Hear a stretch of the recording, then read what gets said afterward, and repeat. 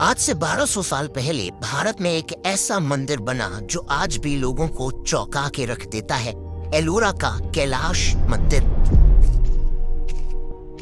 कैलाश मंदिर आज भी पूरी दुनिया का सबसे बड़ा मोनोलिथिक स्ट्रक्चर है। मतलब एक ही पत्थर से बना ये दुनिया का सबसे बड़ा मॉन्यूमेंट है। इसे बनाने के लिए 10 मंजिला इमारत जितना ऊंचा और फुटबॉल ग्राउंड जितने एरिया वाला एक पहाड़ चुना गया और उसे ऊपर से शुरू करके नीचे तक कार्व किया गया। पत्थरों को हटाना तब तक जारी रखा गया जब तक यहाँ केवल ये मंदिर नहीं बच गया। इसे बनाने के लिए करीब 2 लाख टन पत्थर को अलग किया गया था। अगर आज इतने पत्थर को कैरी करना हो तो 11,000 ट्रक्स लगेंगी। फिर आखिर कैसे इंसानों ने हैमर और चिजल जैसे मामूली औजारों से इतना विशाल मंदिर कार्व किया? कहीं इसे बनाने में एलियंस का हाथ तो नहीं? और जो 2 लाख टन पत्थर निकाले गए थे, आज तक उसका कोई सबूत क्यों नहीं मिला? इन्हीं सवालों के जवाब आइए जानते हैं इस वीडियो में। महाराष्ट्र के छत्रपति संभाजी नगर से 30 किलोमीटर दूर सिचुएटेड है एलोरा विलेज और यहीं पे बना हुआ है भगवान शिव का महान कैलाश मंदिर। ये जो आप पूरा पहाड़ देख रहे हैं, इसी पहाड़ को कार्व करके मंदिर बनाया गया है। इन इमेजेस से आपको अंदाजा लग जाएगा कि ये मंदिर कितना विशाल है। टेम्पल बिल्डिंग की शुरुआत होती है गोपुरम यानी एंट्रेंस से, फिर आता है नंदी मंडप, सभा मंडप और गर्भगृह। 107 फीट ऊंचा शिखर इसका सबसे ऊंचा पॉइंट है जो दिखाता है कि कार्विंग से पहले ये पहाड़ कितना ऊंचा था। मंदिर के बेस पे बने एलिफेंट्स को देखकर ऐसा लगता है कि मानो पूरा मंदिर इन्हीं की पीठ पर टिका है। इसी बेस पे कमाल की नक्काशी से महाभारत और रामायण की कथा को भी दर्शाया गया है। सबसे कमाल की बात ये थी कि इसे बनाते वक्त एक भी गलती की बिल्कुल भी गुंजाइश नहीं थी, क्योंकि मेजरमेंट या कार्विंग में जरा सी भी गलती होती तो उस जगह को दोबारा पत्थर जोड़कर सुधारा नहीं जा सकता था। इसीलिए कई लोग मानते हैं कि कैलाश मंदिर को बनाना इंसानों के बस की बात है ही नहीं। उनका मानना है कि या तो इसे एलियंस ने बनाया था या फिर ऐसे सुपर ह्यूमंस ने जिनके पास दिव्य शक्तियां थी। लेकिन इन थ्योरीज को सपोर्ट करने के लिए आज तक कोई भी एविडेंस नहीं मिला है। दूसरी तरफ आर्कियोलॉजिस्ट ने क्लियर एविडेंस ढूंढ निकाला है जिससे प्रूव होता है कि इस मंदिर को उस समय के इंसानों ने ही नॉर्मल टूल से बनाया था। मंदिर को सराउंड करने वाली वॉल्स में एंशिएंट टाइम्स में यूज किए जाने वाले टूल्स के मार्क्स मिले हैं। इवन टेम्पल के स्कल्पचर्स को एनालाइज करने के बाद ये कंफर्म किया जा चुका है कि इन्हें हैमर और चिजल जैसे ऑर्डिनरी टूल से ही बनाया गया था। इसके अलावा एक और एविडेंस है जो एलियन थ्योरी या सुपर ह्यूमन थ्योरी को बिल्कुल गलत साबित करता है। एक्चुअली भारत में रॉक कट मॉन्यूमेंट्स का निर्माण एक एंशिएंट ट्रेडिशन है जो खुद कैलाश टेम्पल से भी कई सेंचुरी पहले शुरू हुआ था। इस आर्ट को एलियंस नहीं बल्कि हमारे पूर्वजों ने सालों तक मेहनत करके डेवलप किया था और यही आर्ट पीढ़ी दर पीढ़ी पास होता गया। भारत में इसकी शुरुआत हुई 2300 साल पहले 3 सेंचुरी BCE में, जब मौर्यन साम्राज्य के सम्राट अशोक ने अजीविक सेक्ट के मंक्स के लिए बराबर केव्स बनवाई। कि गुफाएं ग्रेनाइट की चट्टानों को कार्व करके बनाई गई थी। इनकी वॉल्स को शीशे की तरह स्मूथ और शाइनी बनाया गया था, जिस कारण गुफा के छोटे से गेट से थोड़ी सी भी लाइट अंदर आने से पूरी गुफा में उजाला हो जाता था। इसके अलावा ये दीवारें मंत्रों की चांटिंग करते समय एक सराउंड साउंड एक्सपीरियंस देती थी। इसके बाद 2nd सेंचुरी BC से 1st सेंचुरी CE तक अजंता केव्स का निर्माण हुआ जो बुद्धिस्ट मंक्स के लिए प्रेयर हॉल्स का काम करती थी। इसके बाद गुप्ता पीरियड के दौरान 5th सेंचुरी CE से 6th सेंचुरी CE तक मुंबई में एलिफेंटा केव्स का निर्माण हुआ। ये रॉक कट गुफाएं भगवान शिव को डिवोटेड थी। फिर 7th सेंचुरी CE में रॉक कट आर्किटेक्चर में एक इम्पोर्टेंट मोड़ आया। पहली बार इंडिया में चट्टानों के अंदर केवल गुफाएं नहीं बल्कि पूरे के पूरे मंदिर एक ही पत्थर से बनाए गए। पल्लवन डायनेस्टी के रूलर्स ने महाबलीपुरम में ऐसे 5 मंदिर बनवाए जिन्हें पंचरथ कहा जाता है। फाइनली 8th सेंचुरी CE में इंडियन रॉक कट आर्किटेक्चर अपनी पीक पे पहुंच गया जब एलोरा में एक पूरे पहाड़ को कार्व करके कैलाश मंदिर का निर्माण हुआ। दुनिया का सबसे बड़ा मोनोलिथिक स्ट्रक्चर होने के साथ साथ ये सबसे कॉम्प्लेक्स भी है। इनफैक्ट अगर आप कैलाश टेम्पल से थोड़ा जूम आउट करेंगे तो आपको आसपास एक ही रॉक से बनी कई और गुफाएं मिलेंगी। इस एरिया में ऐसी टोटल 34 केव्स हैं जिन्हें कलेक्टिवली एलोरा केव्स के नाम से जाना जाता है। इन्हीं 34 केव्स में केव नंबर 16 में बना है कैलाश टेम्पल। आखिर कैसे मामूली औजारों से इंसानों ने 2 लाख टन पत्थर निकाला और एक इतना बड़ा मंदिर बनाया, और आखिर इसे किसने बनवाया? आर्कियोलॉजिस्ट को बड़ौदा में एक्सकवेशन के दौरान कुछ कॉपर प्लेट इंस्क्रिप्शंस मिली। इन प्लेट्स को करकाटू नाम के राजा ने ग्रांट करवाया था और इसी में क्लियरली मेंशन्ड है कि एलोरा के कैलाश मंदिर को राष्ट्रकूटा डायनेस्टी के 2nd राजा कृष्णा राजा ने बनवाया था। राष्ट्रकूटा एम्पायर एंशिएंट इंडिया के सबसे महान साम्राज्य में से एक था। इस डायनेस्टी के 13 राजाओं ने ईयर 753 से ईयर 982 तक रूल किया था, पर अपने पीक में इनका एम्पायर कुछ इस तरह दिखता था। इनके दूसरे नंबर के राजा थे कृष्णा राजा, और बड़ौदा के कॉपर प्लेट के अकॉर्डिंग कैलाश टेम्पल को इन्हीं ने बनवाया था। लेकिन एक प्रॉब्लम है, कृष्णा राजा का रूल ईयर 756 से लेकर 774 तक ही था, मतलब केवल 18 साल का रूल, और इतने कम समय में इतना बड़ा मंदिर बनवा देना कल्पना के परे है।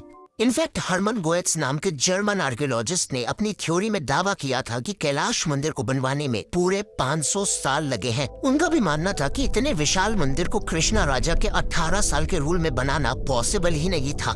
ऑल्सो गोएट्स ने जब मंदिर के आर्किटेक्चर और स्कल्पचर्स को डीपली स्टडी किया तो उन्हें वहाँ टोटल 10 अलग अलग आर्टिस्टिक स्टाइल्स देखने को मिले। फॉर एग्जाम्पल, मंदिर के एंट्रेंस में एक गजलक्ष्मी का पैनल है, और इस पैनल का आर्टिस्टिक स्टाइल मंदिर के प्लिंथ में बने एलिफेंट और लायन से बिल्कुल अलग है। लेकिन इससे साबित क्या होता है? वेल, ये जो आर्ट स्टाइल्स हैं, इन्हें चेंज होने में कई डिकेड्स लगते हैं। इसीलिए गोएट्स के अकॉर्डिंग ये पॉसिबल ही नहीं है कि कृष्णा राजा के 18 साल के रूल में इन 10 के 10 आर्ट स्टाइल्स को मंदिर बनाने में यूज किया गया हो। गोएट्स के अकॉर्डिंग ये 10 आर्ट स्टाइल्स 8th सेंचुरी से लेकर 13th सेंचुरी तक डेवलप हुए हैं और 8 अलग अलग राजाओं के आर्किटेक्चर स्टाइल को रिप्रेजेंट करते हैं।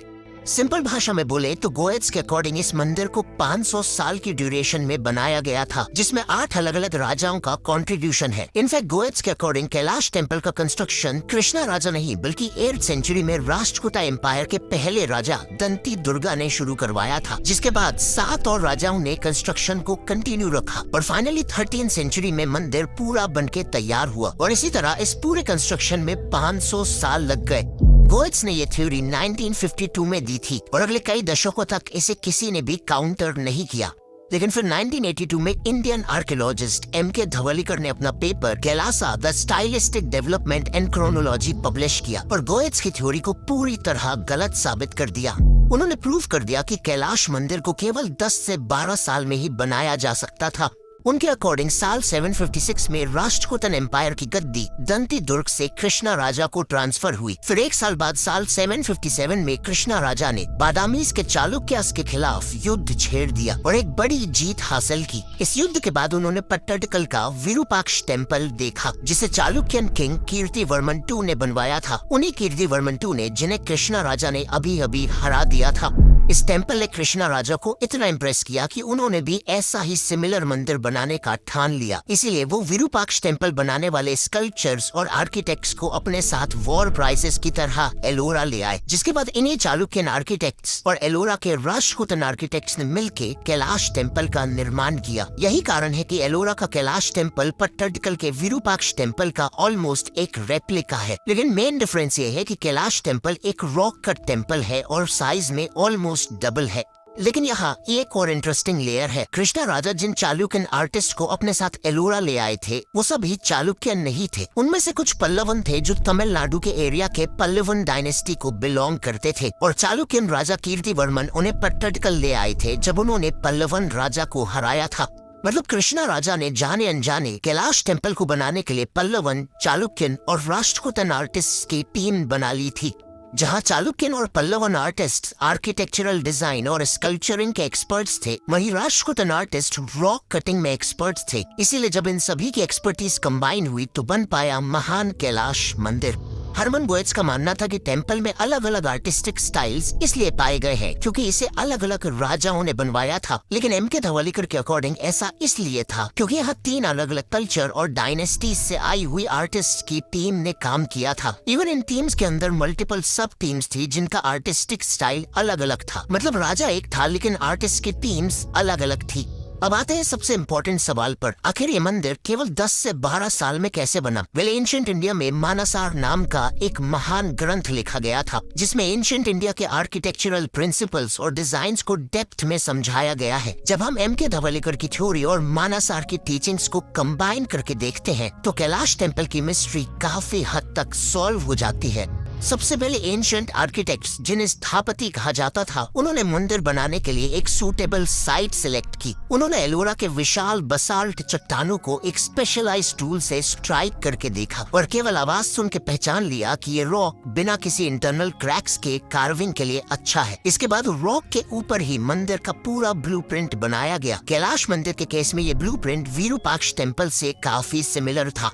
ब्लूप्रिंट बनने के बाद अब बारी थी कार्विंग और एक्सकेवेशन की। रॉक कट आर्किटेक्चर की सबसे खास बात यह थी कि उसे ऊपर से स्टार्ट करके नीचे तक कार्व किया जाता था। कैलाश मंदिर के केस में कार्विंग की शुरुआत 3 बड़ी ट्रेंचेस बनाने से की गई ताकि सेंटर में एक रेक्टेंगुलर रॉक का मास आइसोलेट हो सके। ऐसा करने के लिए इन्होंने रॉक के ऊपर होल्स का एक सीक्वेंस बनाया और उनके अंदर सूखी लकड़ी के वेजेस डाल दिए। इसके बाद लकड़ी पे पानी डाला गया। पानी एब्जॉर्ब करते ही सूखी लकड़ियां फूल गई और रॉक के अगेंस्ट एक्सट्रीम प्रेशर क्रिएट होने लगा, जिस कारण प्रिसाइजली वेजेस से बनी लाइंस में रॉक क्रैक कर गया। एक बार रॉक में क्रैक आ गया तो 2 हैंडेड हैमर्स और बड़े बड़े ड्रिल्स का यूज करके रॉक को हटाना काफी आसान हो गया। इस पूरे प्रोसेस के बाद साइड्स में 270 बाय 50 बाय 100 फीट की ट्रेंचेस बन गई और पीछे 150 बाय 30 बाय 100 फीट की ट्रेंच बन गई और बीच में एक फ्री स्टैंडिंग ब्लॉक बन गया जिसे कार्व करके फाइनली मंदिर बनाया जा सकता था।